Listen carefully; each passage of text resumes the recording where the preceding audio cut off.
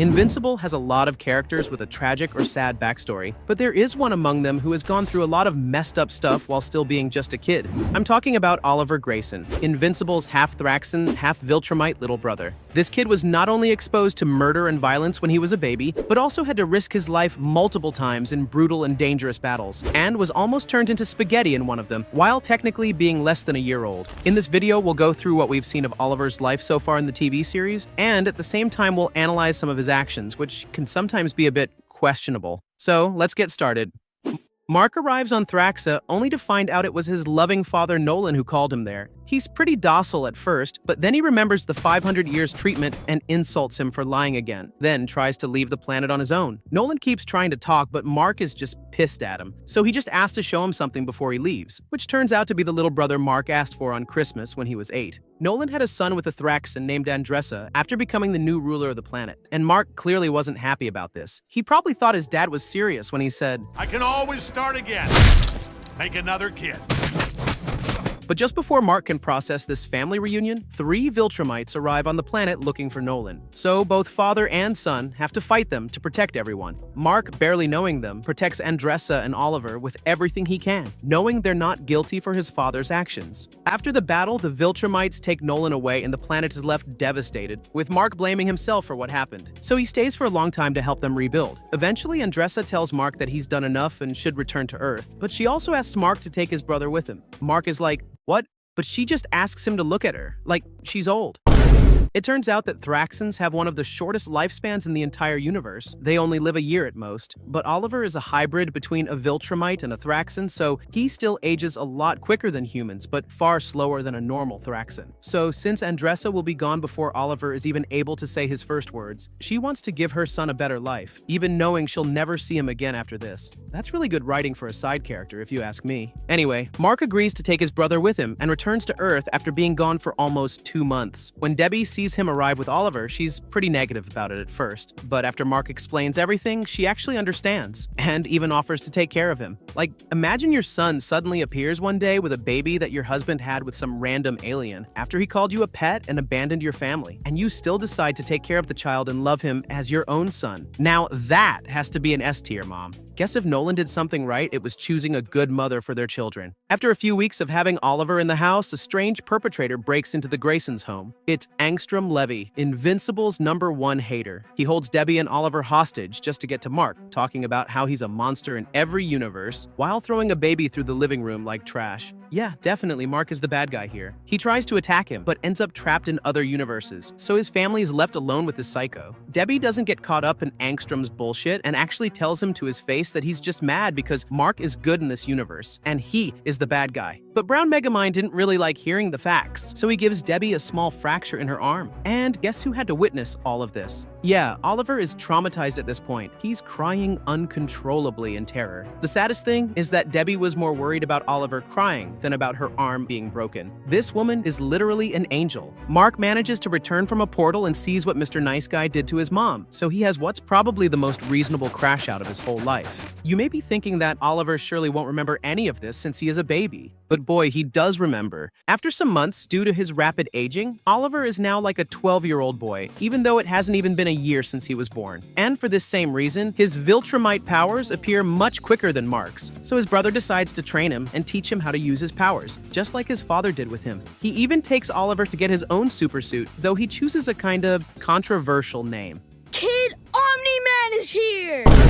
Of course, Oliver doesn't understand that although his dad changed, the people of Earth won't simply forget his actions. Mark tries to explain this to him, but Oliver is not just too young to understand. He technically never met his father's bad side. He wasn't the one who got the 500 years treatment, so it's pretty difficult for him to comprehend. After that, they decide to go after some low-tier villains to start teaching Oliver how to fight, but since he doesn't want to follow Mark's orders, it ends up pretty badly.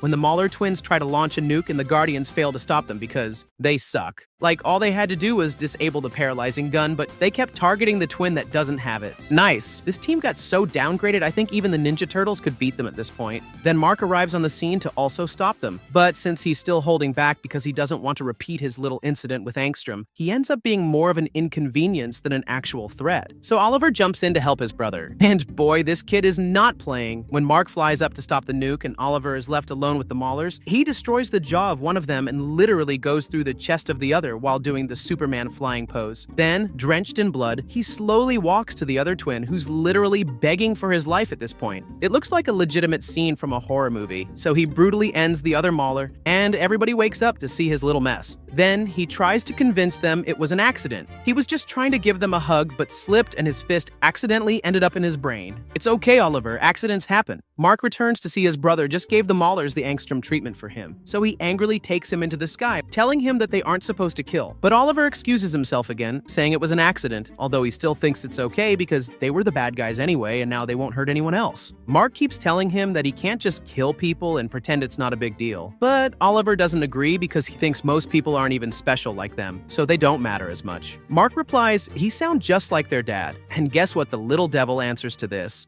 You act like you know everything, but do you ever think that maybe Dad was right? Now, I actually have to defend Oliver here. I'm not entirely against killing the Maulers since, well, they were launching a nuke. Kind of a big deal. I know he's clearly wrong for what he's saying, but there are some points people forget about his character. First of all, he's not human. He may have spent most of his life on Earth, but he's still from a different culture. And remember, he's actually just a few months old. Although his biology makes him grow faster, he hasn't had enough memories or experiences to even develop basic morals. Now, remember when I said this kid won't forget when Levi terrorized him and his mom? It's because he literally won't. Because of how fast Oliver develops, he's actually able to retain pretty much all of his memories from birth. That's also why he has such an attachment to his dad despite being taken away as a baby. So one of his first memories on Earth was this dude breaking his mom's arm. And since he eventually learned that his brother killed him for that, of course Oliver thinks killing bad guys is okay. He told everyone it was an accident not because he knew it was wrong before doing it, but because he sensed the disapproval of everybody in the room and didn't want to be punished. So Oliver basically hasn't yet learned to value life or understand that his actions have consequences. But that doesn't mean he's actually evil or soulless. He's just a kid with a distorted sense of morality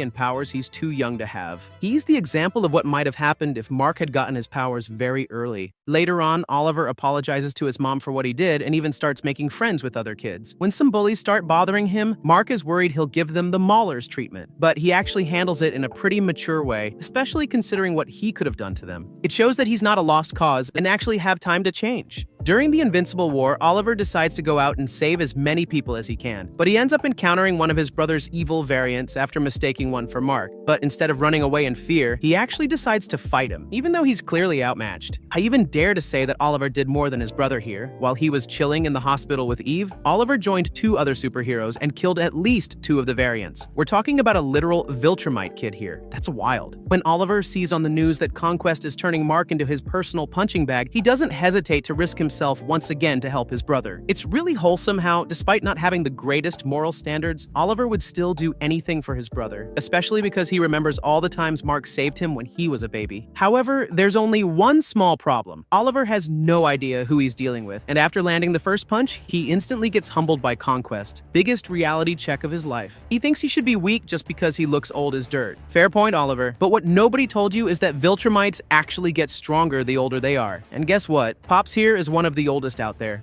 I'm old. So he sends Mark flying and punches Oliver so hard in the face that he ends up knocking out his baby teeth, then grabs him to give him the craziest spinal decompression of his life. Jokes aside, this is probably one of the most disturbing scenes in the whole show. Hearing Oliver screaming and crying while Conquest is just enjoying ripping him in half was brutal and scary as hell. The worst part is that he could have just finished Oliver without any effort, but instead, he's purposely taking his time so he can savor the moment. No wonder why the other Viltrumites don't want to be your friends, buddy. Thankfully, Mark saves him just before he gets completely stretched into spaghetti, and Cecil teleports in to give him medical attention. But considering how good of a memory Oliver has, I'm pretty sure he'll never forget this day. So the battle continues, and as we know, Mark wins by headbutting Conquest to death. After a few days, he visits Oliver in the hospital, who's still recovering from his injuries. Quite ironically, this final battle made Mark rethink his morals, along with what he told Oliver earlier about killing. He tells him that he was actually right about the Maulers and Angstrom, that some people are just rotten, and the only option is to put them to sleep.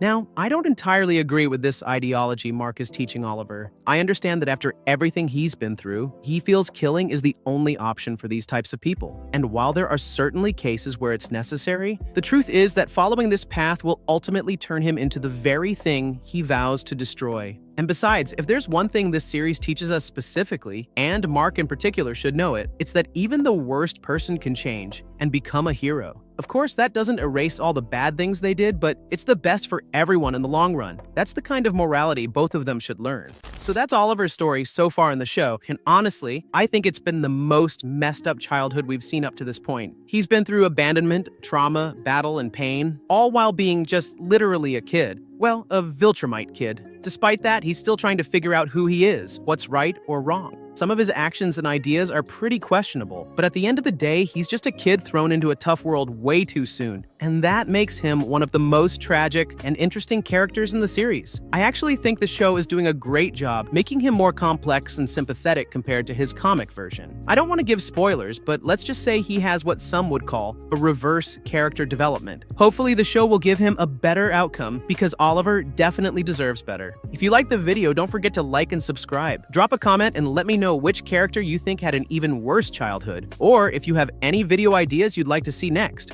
Thanks for watching, and see you in the next one.